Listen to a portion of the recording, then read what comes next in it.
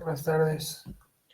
Es que no permiten que yo ingrese. Ustedes están ingresando todos al mismo tiempo. No permiten que yo ingrese. Jóvenes, buenas tardes. Bueno, vamos a iniciar la cátedra. El último día de clase platicamos sobre lo que era el despojo. Hablamos sobre su definición. Hablamos sobre la evolución histórica del despojo en la época de la conquista. Platicamos de los principios rectores de la política agraria. Hoy vamos a ver el periodo del presidente Justo Rufino Barrios y el derecho a la restitución. No voy a volver a repetir porque vamos a redundar en lo mismo. Entonces, vamos a ver el día de hoy el periodo presidencial de Justo Rufino Barrios. Vamos a ver dónde nos quedamos. Buenas tardes, licenciado. Sí, eso tocaba para hoy. Sí, gracias. Miren,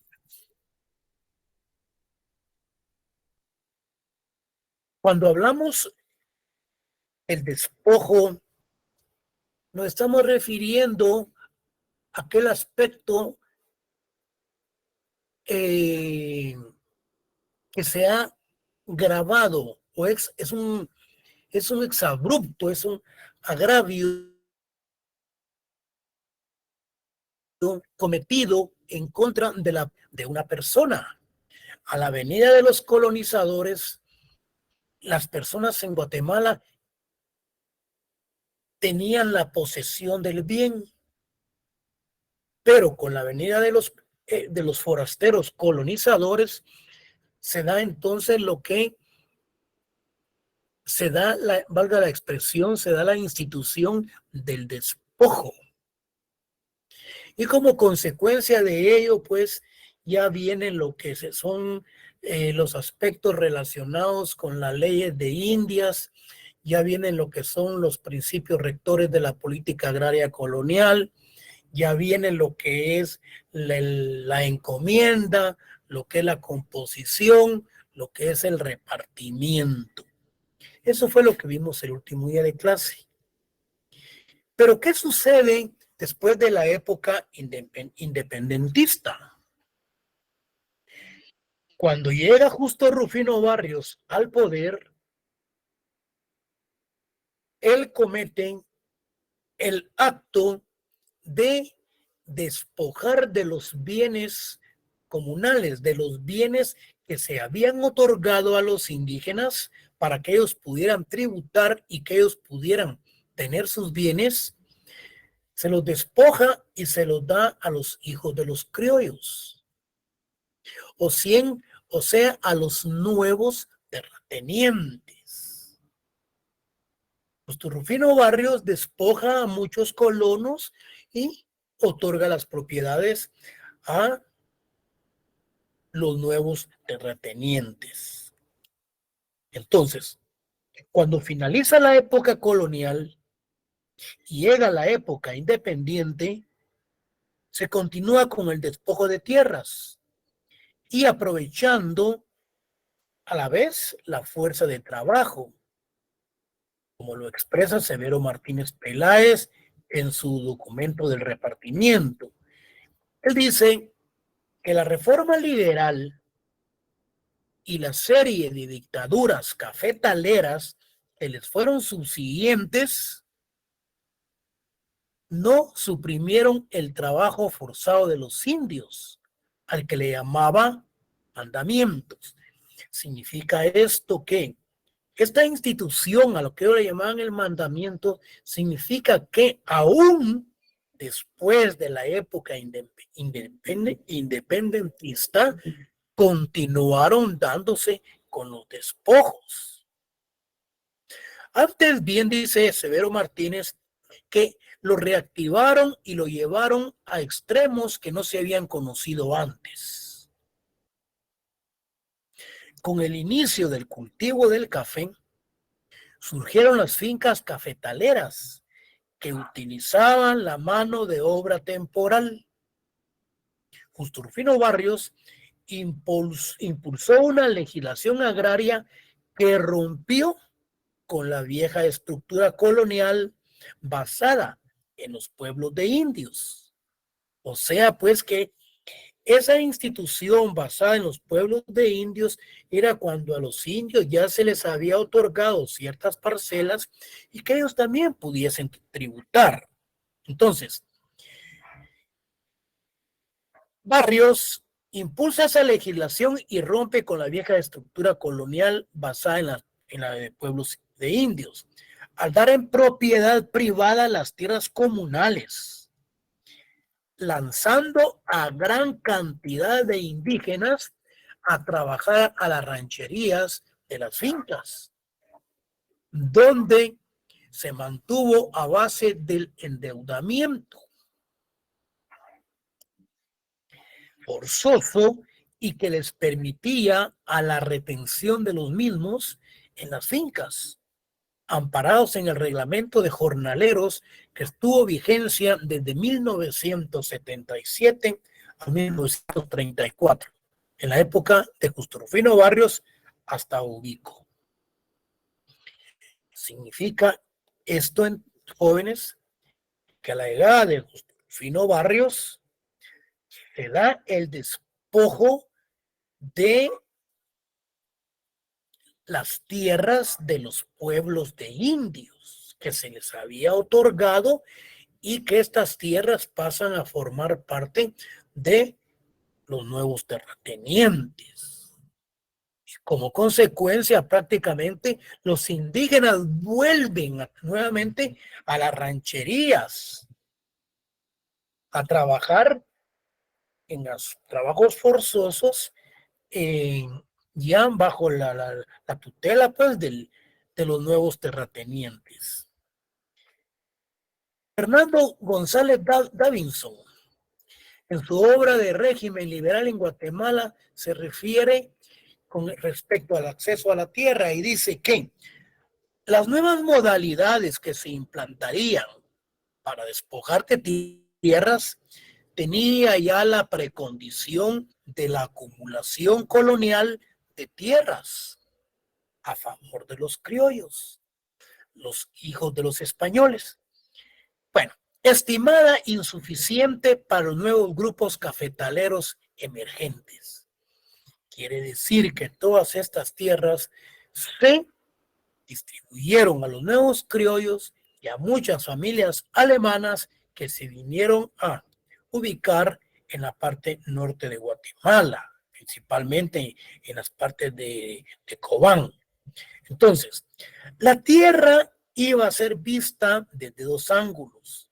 Primero, como una base del monopolio de una parte de la corteza terrestre para producir en gran escala el grano. Es decir, entonces, que esa tierra que se otorgó, se buscaba desde luego el monopolio y las producciones en grandes cantidades. Y la segunda modalidad, pues, consistía en presionar a la masa campesina indígena con respecto a la disposición y obligarla lentamente a trabajar en las haciendas extensivas. La carencia de la tierra obligaba al indígena a trabajar, desde luego, en las fincas cafetaleras. En conclusión, el despojo de tierras y de fuerza de trabajo se inicia en la época colonial, independientemente del despojo que se dio en la época de la colonización. Esto estamos hablando ya después, ya en la época independentista. Entonces, desde luego, se mantiene durante la época de la independencia.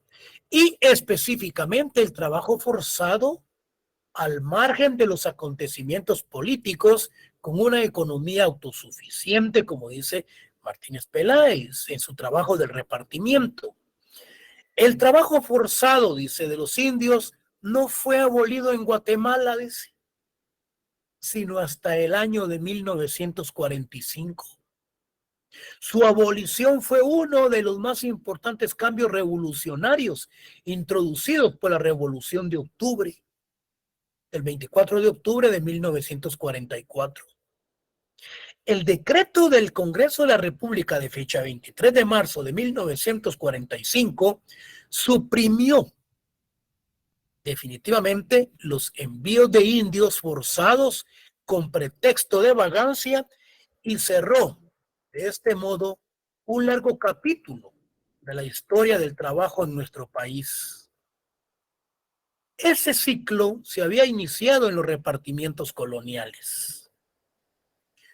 Rufino Barrios, presidente de Guatemala, despojó a los indígenas en 1873 y en 1985.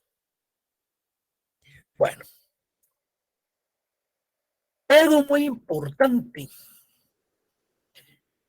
cuando se habla, hay algo muy importante cuando se habla de la revolución, del periodo revolucionario de 1945. Cuando Jacobo Arbenz y Guzmán toma el poder en Guatemala, lo que eran las compañías, por ejemplo, la United Fruit Company, que se ubicaba en Izabal, en el Store, así como una sucursal que tenían en Escuintla, estas eran empresas eminentemente gringas que exportaban banano. A la llegada de Jacob Arbenz y Guzmán con el movimiento revolucionario de la reforma agraria, con el decreto 900, se da ciertos desplazamientos y a la vez ciertas reparticiones de estas fincas, las cuales prácticamente no pagaban impuesto. Y en virtud de ello, principian estas compañías gringas a informar en Estados Unidos que Jacob Arbenz y Guzmán era comunista y que por lo tanto no le convenía con respecto a las políticas americanas, gringas, en Guatemala, y le dan el golpe de Estado. Como consecuencia, entonces, todo lo ganado con los movimientos revolucionarios en la época de la revolución del 20 de octubre del 44, realmente se viene abajo con lo que es la contrarrevolución. Jacob Arbenz y Guzmán cuenta la historia que tuvieron que sacarlo hasta salió desnudo al extranjero, donde estuvo en Suiza, terminó como alcohólico. Bueno, es otra historia que tenemos que narrar y que tenemos que contar. Entonces, es con el periodo de Justo Rufino Barrios que realmente se da lo que es el despojo de las tierras de indios. Ahora bien, en una de las cátedras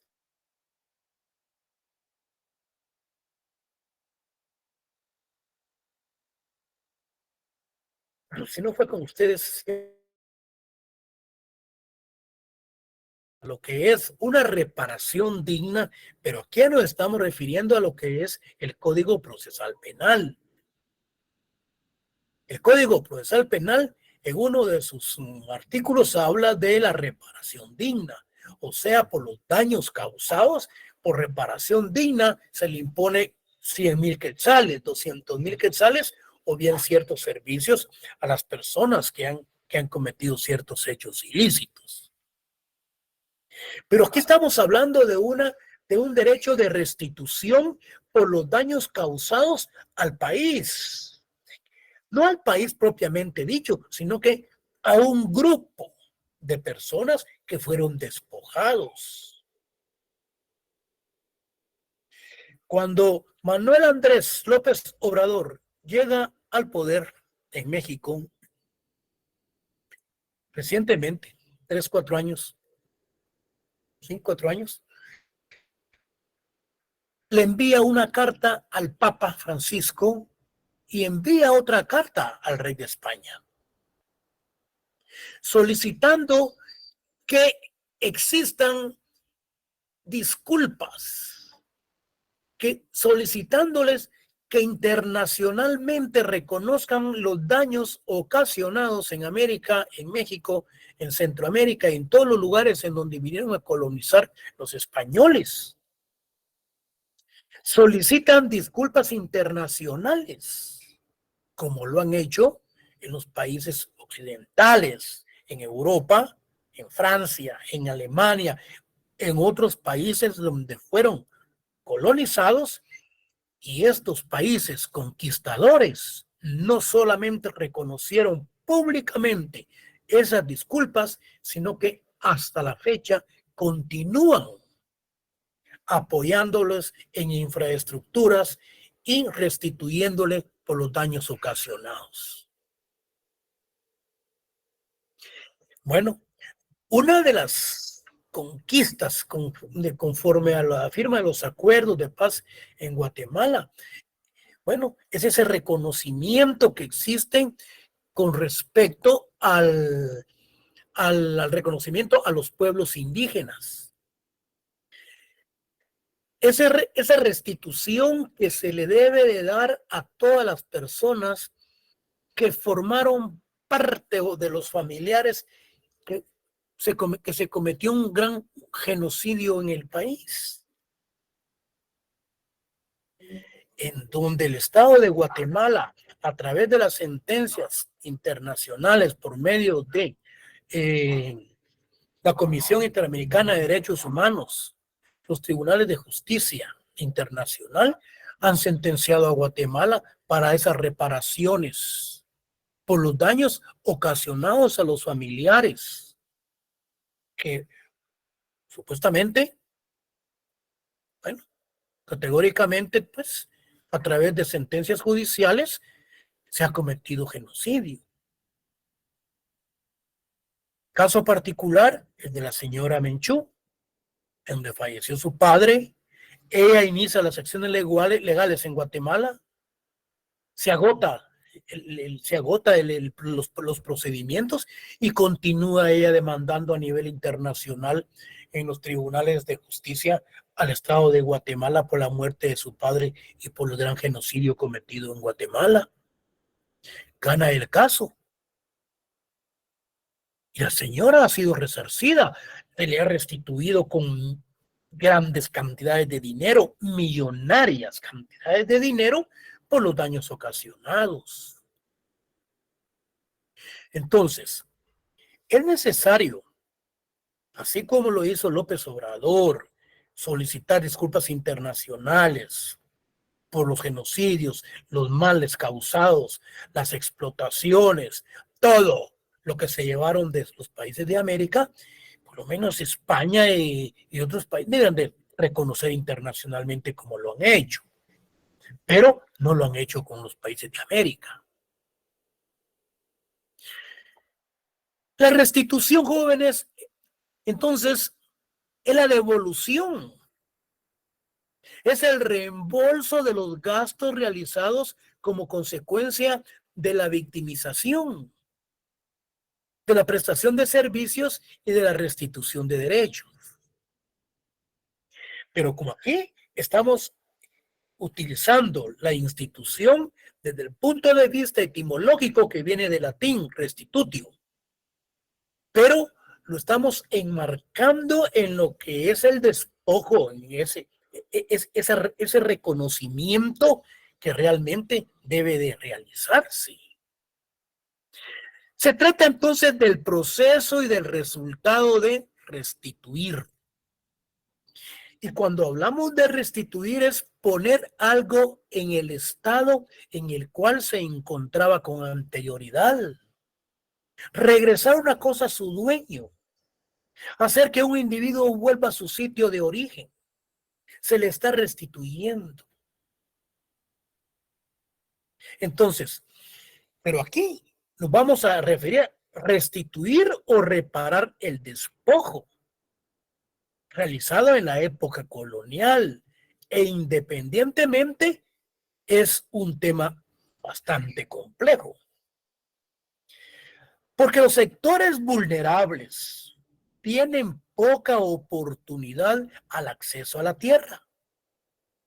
Los campesinos, incluso para pequeños lotes para vivienda, así como para obtener extensiones mayores de tierra para sus cultivos. La acumulación de tierra paulatinamente se ha legalizado y los sectores que carecen de un espacio para vivienda y para cultivo ha generado situaciones que han provocado fenómenos de carácter social, conllevando conflictos entre comunidades, entre particulares, Estado, y entre particulares y propietarios privados. Tenemos el caso de Sololá, Santa María Iztahuacán. ¿Quién es entonces el que debe resolver este conflicto? Lo vamos a ver adelante qué nos dice el artículo 24 del Código Municipal. Independientemente que tenemos lo que es la Secretaría de Asuntos Agrarios, ProTierra, con tierra y con tierra, ProTierra, con tierra, Fontierra y la Secretaría de Asuntos Agrarios.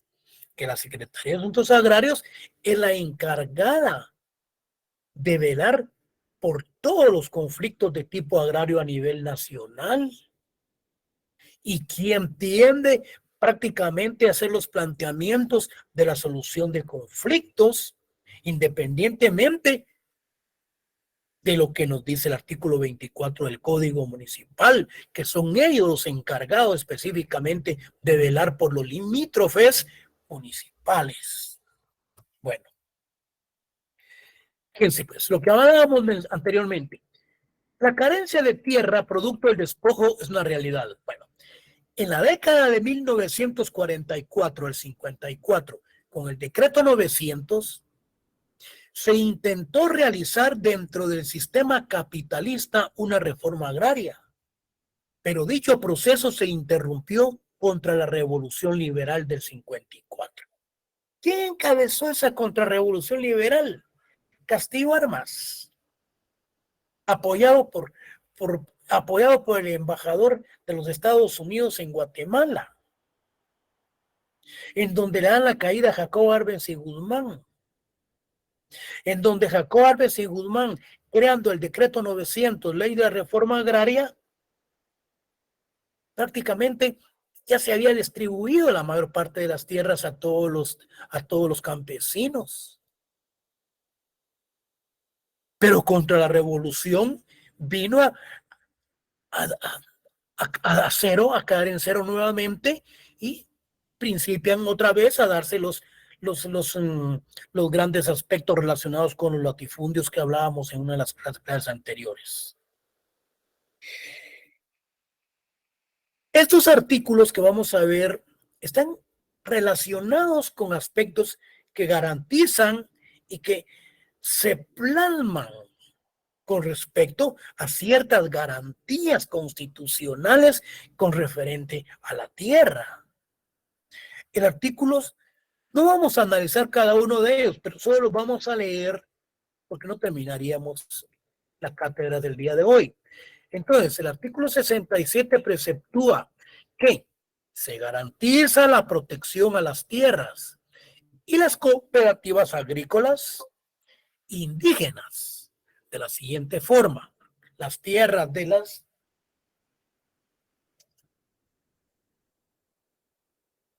disculpen que se me estaba descargando esto. Entonces, habla sobre la protección a las tierras. El artículo 68 establece que el Estado proveerá de tierras estatales a las comunidades indígenas que las necesitan para su desarrollo. Por ejemplo, todas las personas que emigraron por el conflicto de la URNG y el Estado de Guatemala por el conflicto armado de los 36 años, el Estado se vio en la obligación de comprar fincas donde ubicar a todas las personas que estaban regresando de de la huida, pues, del conflicto armado. El artículo 62 regula que mediante programas especiales y legislación adecuada, el Estado propiciará la apertura de mercados nacionales e internacionales para la libre comercialización de la obra de artistas y de los artesanos. Se debe de garantizar, dice, esa apertura de todas las personas que participan en ese tipo de comercializaciones. Lo que yo les mencionaba, el Código Municipal en su artículo 25 yo mencionaba el 24, es el artículo 25. Aquí lo tenemos, fíjense. El artículo 25, repito, del Código Municipal establece: cuando hay un conflicto de límites entre comunidades del mismo municipio, serán resueltos con mediación del Consejo Municipal, promoviendo la participación de las comunidades afectadas y la conciliación entre las mismas. Yo les puedo preguntar el día del examen: fundaméntese. ¿Qué institución es la que debe de mediar? ¿Qué institución es la que debe de conciliar? ¿Qué institución es la que debe de participar para la solución del conflicto en Sololá? Y fundaméntese. Entonces, sencillamente le estoy dando que es el artículo 25 del Código Municipal. No me voy a poner la Secretaría de Asuntos Agrarios, porque si yo le estoy pidiendo fundaméntese en la Secretaría de Asuntos Agrarios, en efecto, tiene una regulación y sus aspectos eminentemente sustantivos como adjetivos. Pero la pregunta es la mediación que debe de existir. Entonces, el Código Municipal lo preceptúa en su artículo 25. Pero si la pregunta viene en la siguiente forma: esta institución pertenece al Poder Ejecutivo, al organismo ejecutivo, y tiende al conocimiento de todos los conflictos agrarios a nivel nacional. Pero yo no le estoy hablando del conflicto de límites, porque prácticamente lo que es la Secretaría de Asuntos Agrarios se refiere más en el aspecto eminentemente agrario. Y está hablando de límites entre las comunidades. Luego, el 109 habla del Consejo Municipal que debe establecer en consulta con las autoridades comunitarias los mecanismos para garantizar a las comunidades el uso, conservación y administración de las tierras comunales. Yo les puse una pregunta del convenio 169 de la OIT. Sin embargo, aquí la vamos a encontrar. Fíjense, pues. Yo les puse que realmente se daban las consultas a los pueblos indígenas mediante procedimientos apropiados y en particular a través de sus instituciones representativas, etcétera, etcétera. ¿Qué institución internacional es la que vela o regula tales consultas? En el convenio 169 de la OIT. Entonces, el artículo 6 en su numeral 1 dice: al aplicar las disposiciones del presente convenio, los gobiernos deberán, fíjense pues, consultar a los pueblos indígenas mediante procedimientos apropiados y en particular a través de sus instituciones representativas cada vez que se prevean medidas legislativas o administrativas susceptibles de afectarles directamente. Bueno, concretamente cuando son estas medidas que les afectan directamente, pero se refiere a consultas de carácter administrativo, una empresa americana, una empresa gringa, una empresa europea, una empresa rusa viene al store, viene a llevarse el níquel, viene a hacer grandes explotaciones mineras, entonces se debe de realizar una consulta a los pueblos indígenas, si ellos aceptan esa explotación o no, si les conviene o no. Pero acá primero viene el Ministerio de Medio Ambiente y resuelve que en efecto si es procedente que se den las explotaciones. Luego viene el Ministerio de Minas y Hidrocarburos y también dice que acepta y que es prudente, etcétera, etcétera. Cuando siente, tienen todos los camiones ya metidos y la maquinaria metida realizando las grandes explotaciones mineras. Muchas veces sin las consultas populares. No me van a dejar mentir, el año pasado, antepasado, el mismo ejército de Guatemala, corriendo a puro maratón en los lados de los camiones con cargamento, en donde estaban exportando todos los aspectos de minas que se estaban sacando de ese lugar. La misma policía protegiéndolos porque el pueblo estaba inconforme de esas explotaciones. El mismo Estado en contra del pueblo. Ninguno de ustedes me va a dejar mentir si es que vio la televisión. Licenciado, ¿Qué manda? y en ese caso, ¿qué deben hacer los pueblos indígenas? Porque pues normalmente no se les escucha, ¿verdad? Muchos fueron encarcelados, otros fueron asesinados, ¿sí? Otros que están comprados y que están haciendo romerías en el Ministerio de Minas y Hidrocarburos y en muchos lugares y en la Corte de Constitucionalidad, porque se interponen los amparos que resuelvan a favor y que vuelvan a abrir las minerías. Es una situación muy compleja, pero aquí el pueblo salva al pueblo. Si ustedes se dan cuenta, cuando digo el pueblo salva al pueblo, yo no sé si fue con usted con que comentábamos la última clase, ¿cómo es posible, jóvenes, que el Tribunal Supremo Electoral admita, acepte, inscriba a Manuel Valdizón como candidato a diputado? Estos tres delincuentes, porque son 5 y 5 suplentes, hay 3 que dijeron que se inscriba, lo inscribieron. ¿Y qué sucede entonces ahora con el pueblo? El pueblo se opuso a esa inscripción, interpusieron recursos, amparos ante la Corte de Constitucionalidad, ante la Corte Suprema de Justicia. Miren, ¿y qué le quedó a la Corte, al Tribunal Supremo Electoral? Se espantaron porque plantearon antejuicios contra estos delincuentes, a estos 3. Y lo peor, revocaron que no se inscribe.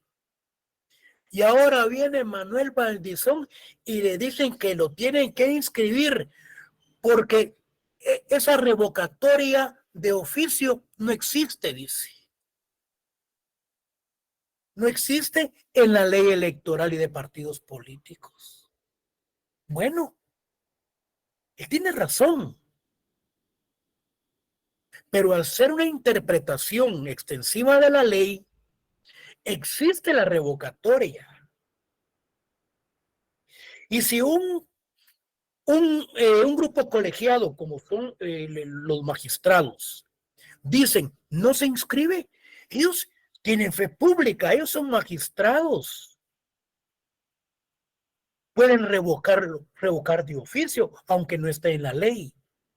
Y si no está en la ley, entonces sencillamente, jóvenes, nos vamos al 113 constitucional, que dice que el candidato debe de ser probo, capaz, idóneo y debe de ser honrado.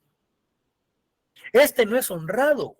Este fue echado de los Estados Unidos cuando cumplió la pena y reconoció haber recibido dinero del narcotráfico y también de la empresa Odebrecht.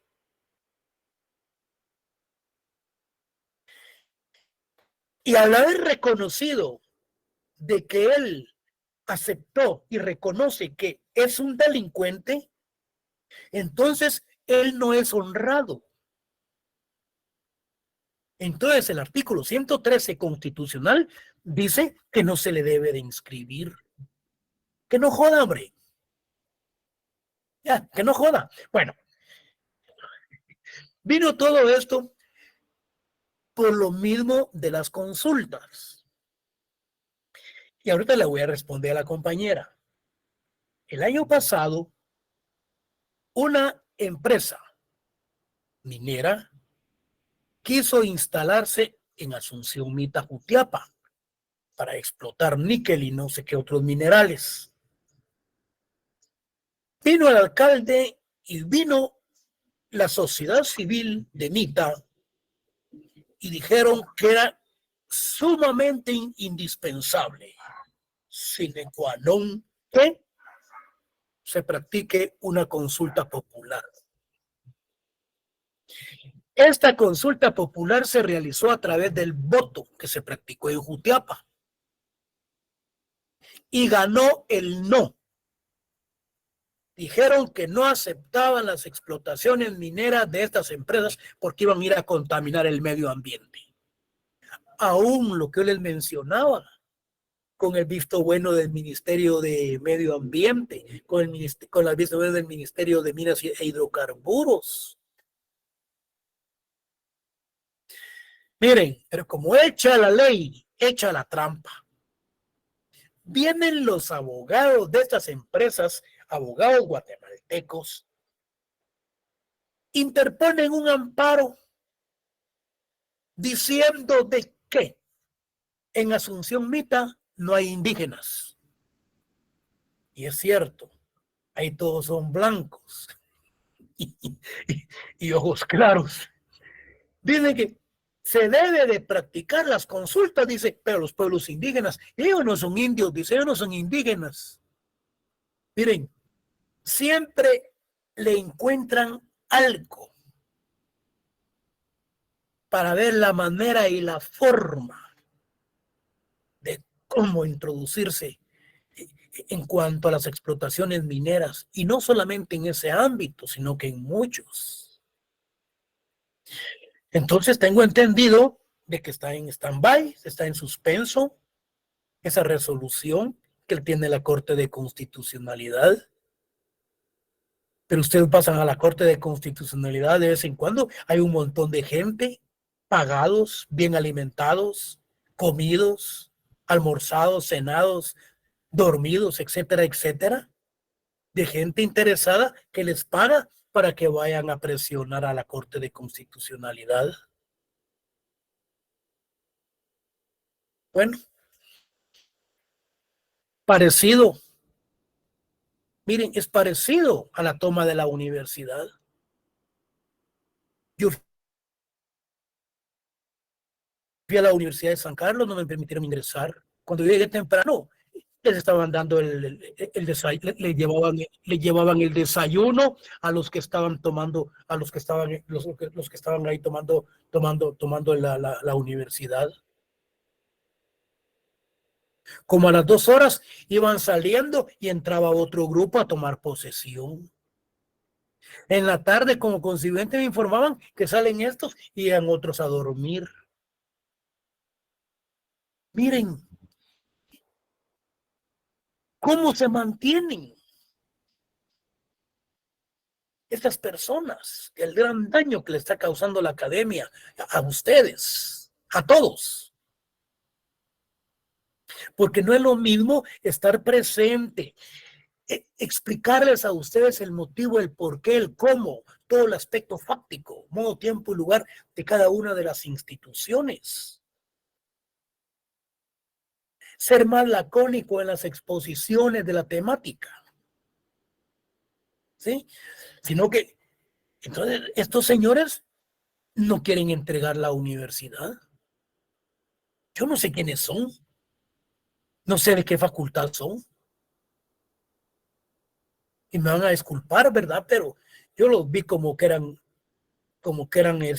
delincuentes. Yo los vi como que eran delincuentes, no como estudiantes, pero me van a disculpar, ¿verdad? Pero así los vi y uno no puede decir nada tampoco, ¿verdad? Porque ni modo. Entonces, me imagino que hay cierto tipo de juegos de lo que se están dando. Bueno, y aprovechando que estamos haciendo ese comentario, me preguntaban, ¿qué sucede con el voto nulo de las próximas elecciones? Yo no he leído muy bien lo que es la ley electoral de partidos políticos, pero el artículo 213, creo que es, el artículo 213 dice algo así. Miren, ya que estamos hablando de todo esto, miren, dice, si el voto nulo es mayoritario, se repite en las elecciones, siempre y cuando sea más del 50%. Fíjense bien. Y el artículo decía, pero con otros candidatos. Como les mencionaba, hecha la ley, hecha la trampa. Esto con otros candidatos lo quitaron. Lo quitaron y dejaron. Si el voto nulo, yo creo que por ahí va, elecciones, punto. Quiere decir que se va a repetir con los mismos. Miren, para la compañera. Entonces, es que echa la ley, echa la trampa. Si no es una cosa, es la otra. Y si no es la otra, es otra. Entonces, nosotros somos abogados y nosotros tenemos que entonces hacer una interpretación muy extensiva de la ley. Vemos cómo hizo el Congreso de la República. Nosotros, como no somos abogados, nosotros somos legisladores. Consultémosle a la Corte de Constitucionalidad cómo interpreta el artículo 46 constitucional con el 204. Miren qué pacaya la que le mandan a la Corte de Constitucionalidad. Porque el artículo 46 dice que en materia de derechos humanos, estos prevalecen sobre el derecho interno. Así. ¿Y qué nos dice el 204?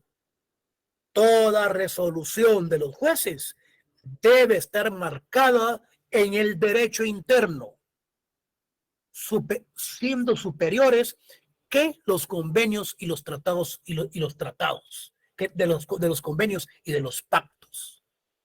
Señores, entonces, ante esta encrucijada, ¿qué se hace? ¿Es superior o no? Y como el Congreso no sabe, le consulta. Pero como la Corte de Constitucionalidad, todas sus resoluciones y todas sus sentencias son políticas, resuelve. En virtud de la solicitud planteada por el Honorable Congreso de la República, es del criterio de esta Corte de Constitucionalidad que no debe de haber confrontación, que no debe haber una dicotomía en cuanto al artículo 46 y el 204. Se debe hacer una interpretación amena de carácter humano para que no haya confrontación y que lo que se debe de hacer es una armonización. Que no jodan, hombre. ¿Ah? Que se debe de interpretar desde el punto de vista humano y que haya armonía en los dos artículos. Si lo que le están preguntando es que si es superior uno o el otro, pero ellos dicen que no debe de confrontación, sino que debe de armonización. Bueno, todas las resoluciones, la mayor parte de la Corte de Constitucionalidad, pues son políticas. Jóvenes, sigamos.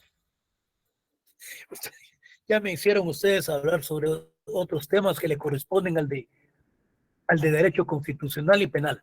Entonces decíamos, las consultas llevadas a cabo en aplicación de ese convenio deberán efectuarse de buena fe y de una manera apropiada a las circunstancias, con la finalidad de llegar a un acuerdo o lograr el consentimiento acerca de las medidas propuestas. El artículo 14 del convenio del convenio dice, el Estado debe de reconocer, dice, a los pueblos indígenas el derecho de propiedad. Permítanme aquí, jóvenes, ¿qué pasó aquí?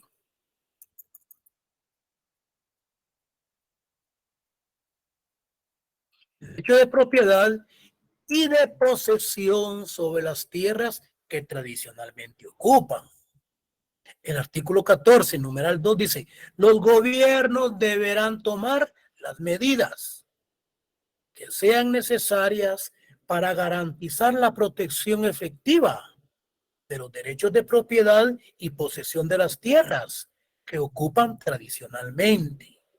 Los pueblos indígenas tienen a que no se les traslade de sus tierras que ocupan.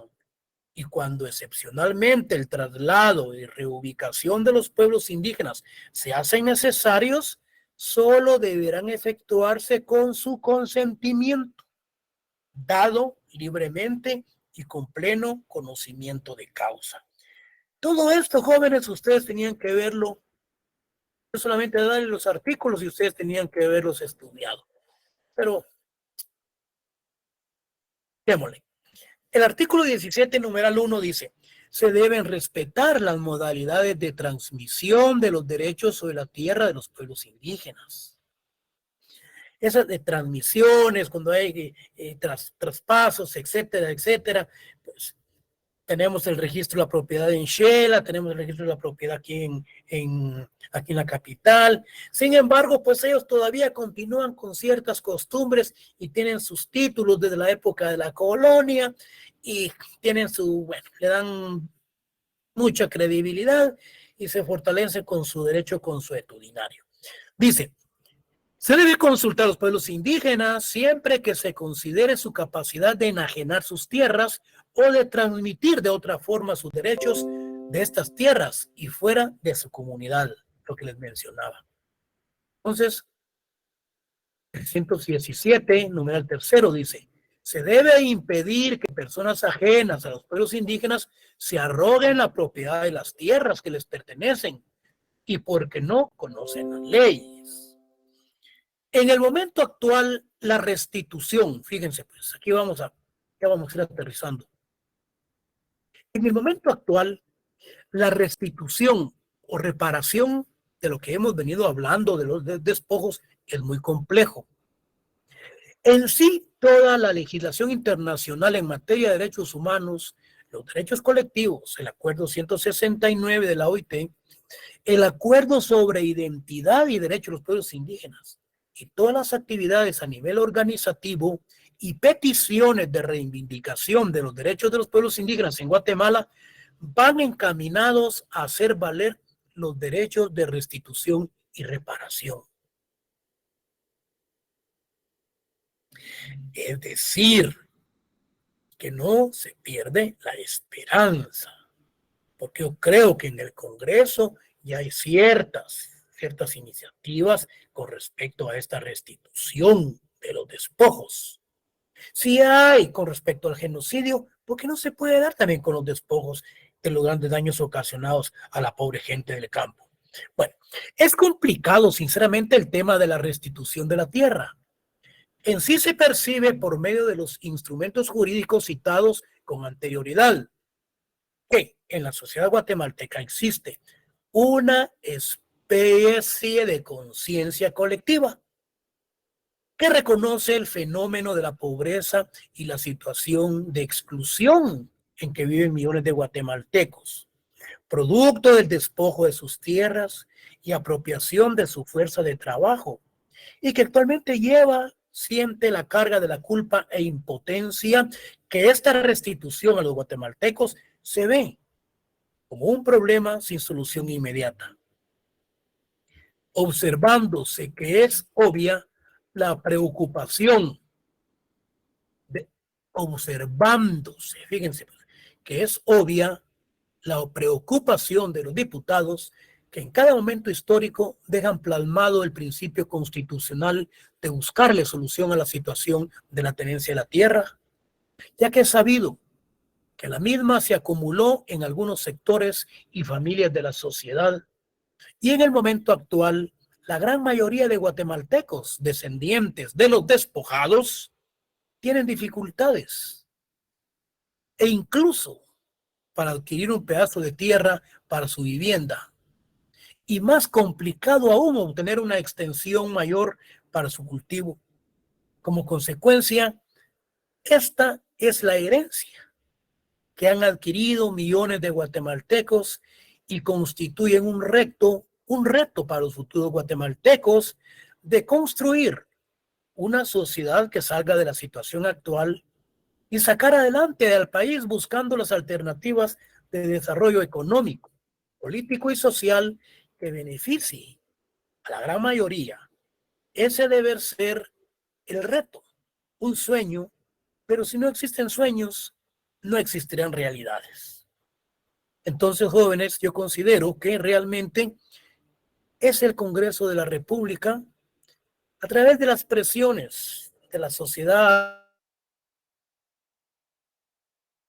de los grupos étnicos, de los despojados, etcétera, etcétera, que tienen que realizar para poder lograr cierta restitución de todos los daños ocasionados con respecto al despojo en Guatemala.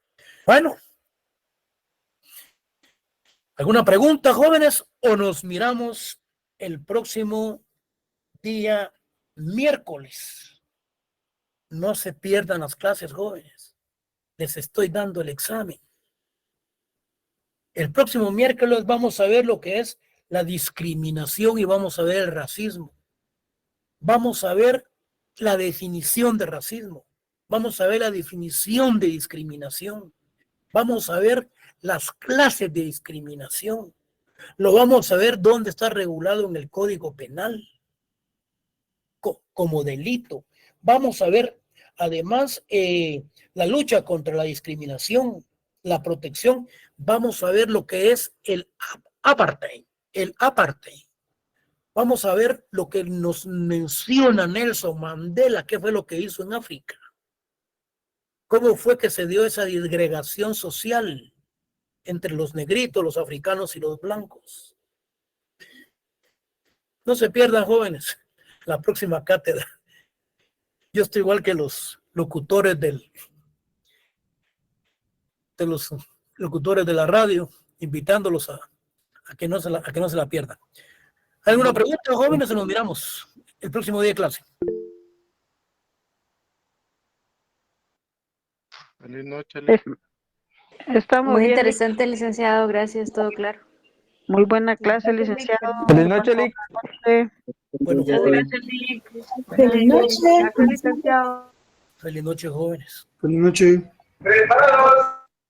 Feliz noche. Feliz noche, Lick. Dios, feliz noche.